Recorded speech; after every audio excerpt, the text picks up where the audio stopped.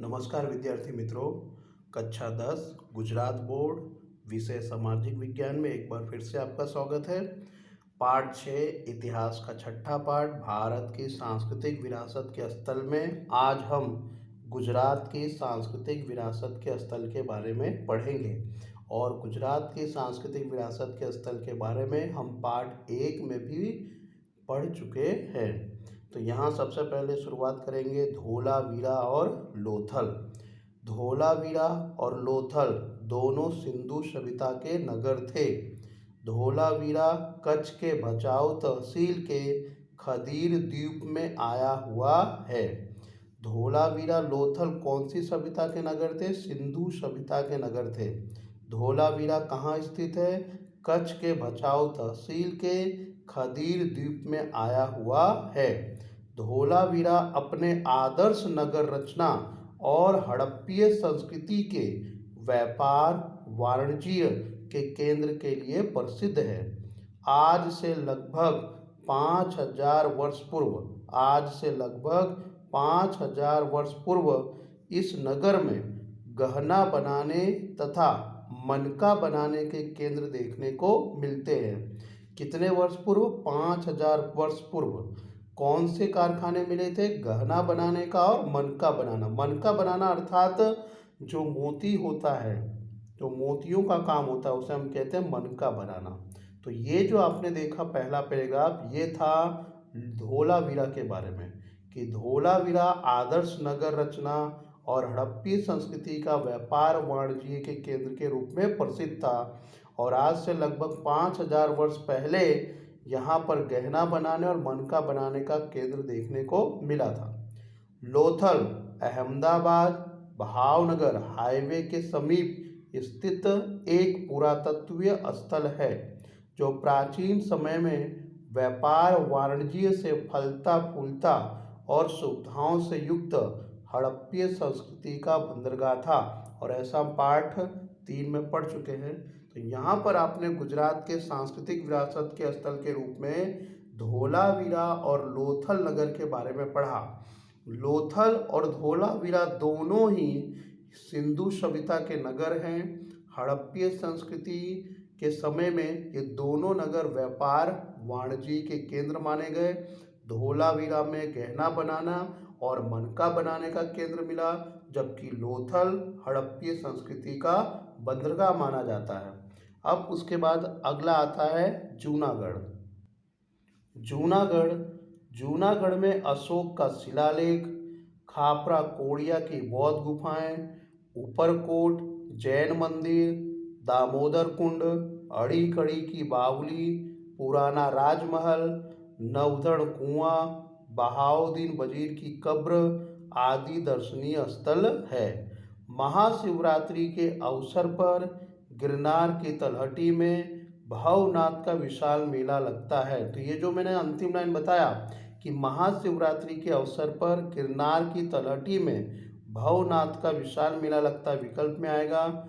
नवधड़ का कुआं कहाँ है? जूनागढ़ में, ये आपको विकल्प में आएगा। तो ये सारी चीज़ें आपको विकल्प के रूप में पूछी जाएगी। अहमदाबाद की पहचान ऐतिहासिक नगर के रूप में है। अहमदाबाद में भद्र का किला, जामा मस्जिद, रानी सिप्री की मस्जिद, सरखेज का रोजा, काकरिया तालाब, झूलते मीनार, सीदी सैयद की जाली, ये आप देख सकते हैं, इसे सीदी सैयद की जाली कहते हैं। और ये पूरा का पूरा नक्काशी पत्थरों से की गई है। सीदी सैयद की जाली, हठी सी का देरा, रानी रूपमती की मस्जिद आदि दर्शनीय स्थापत्य है। सारंगपुर दरवाजा के बाहर राजपुर गोमतीपुर में स्थित झूलते मीनार अपने रहस्यमय कंपन के लिए प्रसिद्ध है। अतिशय बारीक और सुंदर वानस्पतिक भौमितिक रचना, ये जो आप वनस्पति की तरह देख रहे हैं, इसे कहा जाता है वानस्पतिक भौमितिक रचना के कारण सीदी सैयद की जाली प्रख्यात है। तो आपको अलग से 2 नंबर में पूछा जाएगा, अहमदाबाद नगर का परिचय दीजिए। तो अहमदाबाद नगर की पहचान किस रूप में है? ऐतिहासिक नगर के रूप में है, जिसमें अहमदाबाद में भद्र का किला है, जामा मस्जिद है, रानी सिपरी की मस्जिद है, सरखेज का रोजा, काकरिया तालाब, झूलता मीनार, सीदी सैयद की जाली इत्यादि स्थापत्य कला देखने को मिलती है।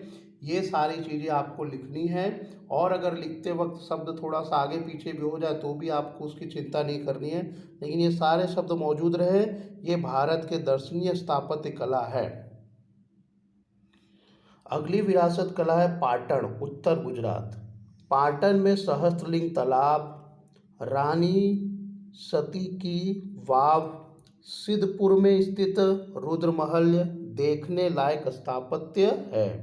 पाटन से 26 किलोमीटर दूर आए हुए सिद्धपुर में रुद्र महल के भग्न अवशेष महल की भव्यता का परिचय देते हैं। भग्न अवशेष मतलब बचे हुए अवशेष को देखकर इसकी भव्यता का अंदाजा लगाया जा सकता है। ये आप देख रहे हैं, ये जो चित्र आप देख रहे हैं, यह रानी सती की वाव है।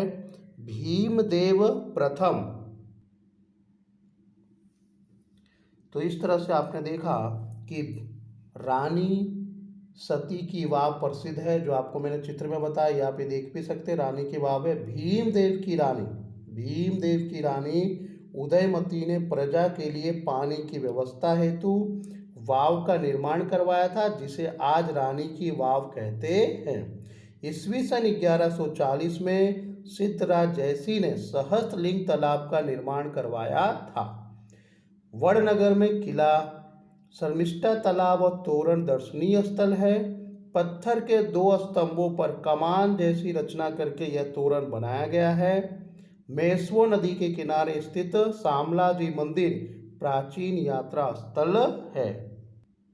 यहाँ पर ये नक्शा देख सकते हैं जो राष्ट्रीय विरासत के स्थल के बारे में, लेकिन इतिहास में नक्शे के रूप में इसका पूछा नहीं जाता, इसे प्रश्न के रूप में। तो ये जो आप जो लाइनें देख रही हैं आपको विकल्प में आएगा कि क्षत्रप काल दौरान गुजरात में कई स्तूप और विहारों का निर्माण हुआ था, जिसमें जूनागढ़ जिला का बोर देवी तथा शामला जी के समीप देवकी मोरी, जूनागढ़ गिरनार में हटवा बौद्ध स्तूप के अवशेष प्राप्त हुए हैं। ये सारी चीज़ें आपको विकल्प में पूछी जाएगी। इतना जानिए, ये जो पीले रंग में दिखा है कि इतना जानिए, ये आपको विकल्प के रूप में आएगा कि वाव यह सीढ़ियों वाला कुआं है, अर्थात हम उसे नीचे तक जा सकते हैं। सीढ़ियों के 1, 2, 3 या 4 मुख होते हैं, मतलब एक तरफ भी हो सकता है, 2 तरफ भी हो सकता है, 3 तरफ या चारों तरफ भी हो सकता है। या 3, 6, 9 या 12 फुट, यानी 3 मंजिल का भी हो सकता है, 6 मंजिल, 9 मंजिल, 12 मंजिल के भी होते हैं, मतलब इतनी ऊंचाई होती है और गहराई होती है।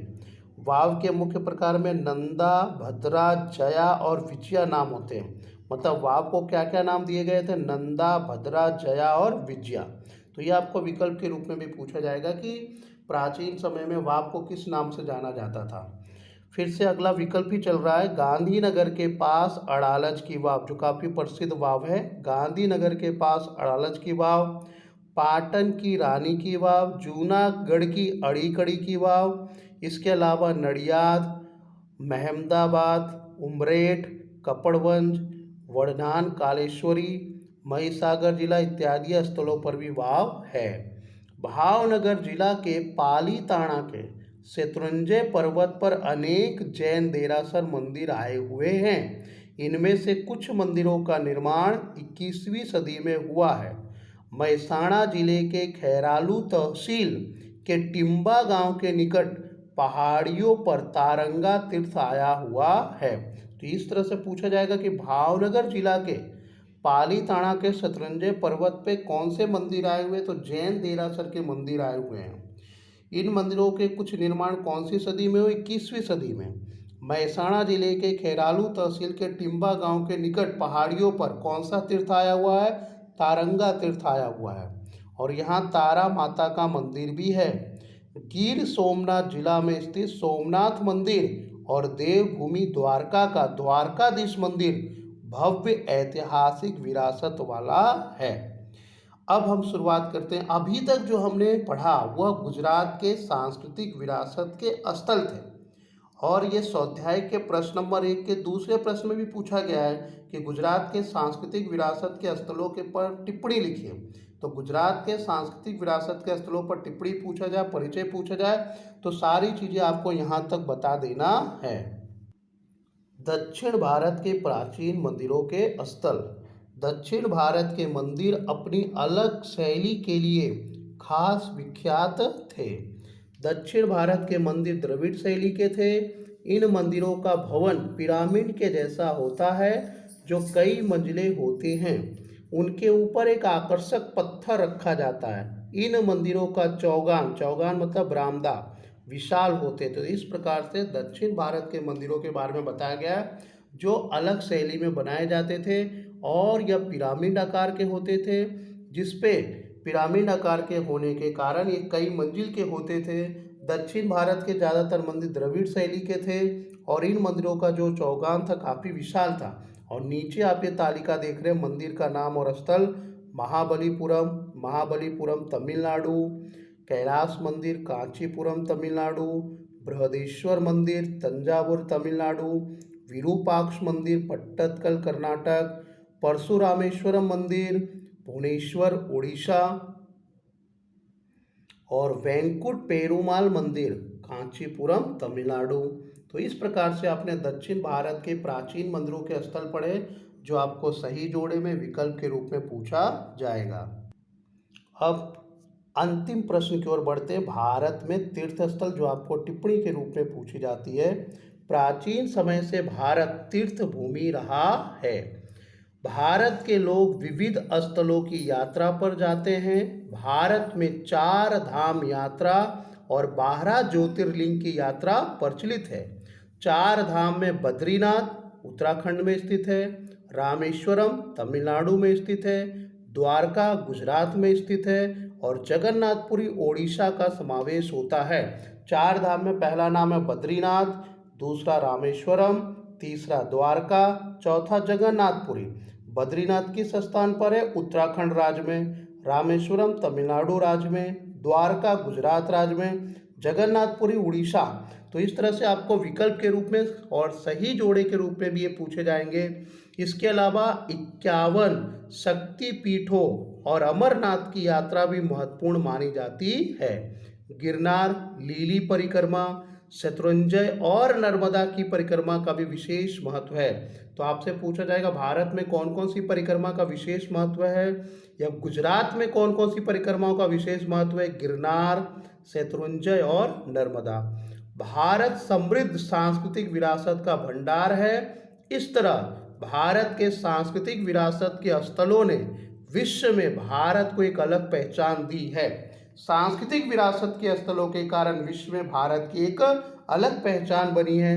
देश विदेश के पर्यटक भारत के स्थापत्य कला की मुलाकात के लिए नियमित आते रहते हैं और उससे देश के पर्यटन उद्योग को आर्थिक लाभ मिलता है। तो यहाँ पर भी आपका एक विकल्प तैयार होता है कि सांस्कृतिक विरासत के स्थल पर कौन सा उद्योग निर्भर है? पर्यटन उद्योग। और पर्यटन उद्योग से देश को कौन सा लाभ मिलता है? आर्थिक लाभ मिलता है। यूनेस्को ने वैश्विक विरासत के स्थलों में भारत के 32 प्राकृतिक और सांस्कृतिक विरासत के स्थलों को शामिल किया है। तो विद्यार्थी मित्रों, पाठ 6 भारत के सांस्कृतिक विरासत का स्थल के बारे में हमने परिचय प्राप्त किए। इसमें कई ढेर सारे प्रश्न आपके लिए महत्वपूर्ण प्रश्न बने और मेरा आपसे यही निवेदन है कि मेहनत और लगन से इस पाठ को तैयार कीजिए, या सारे विषय को मेहनत और लगन से तैयार कीजिए ताकि आप बोर्ड में अच्छे नंबर प्राप्त कर सकते हैं। धन्यवाद।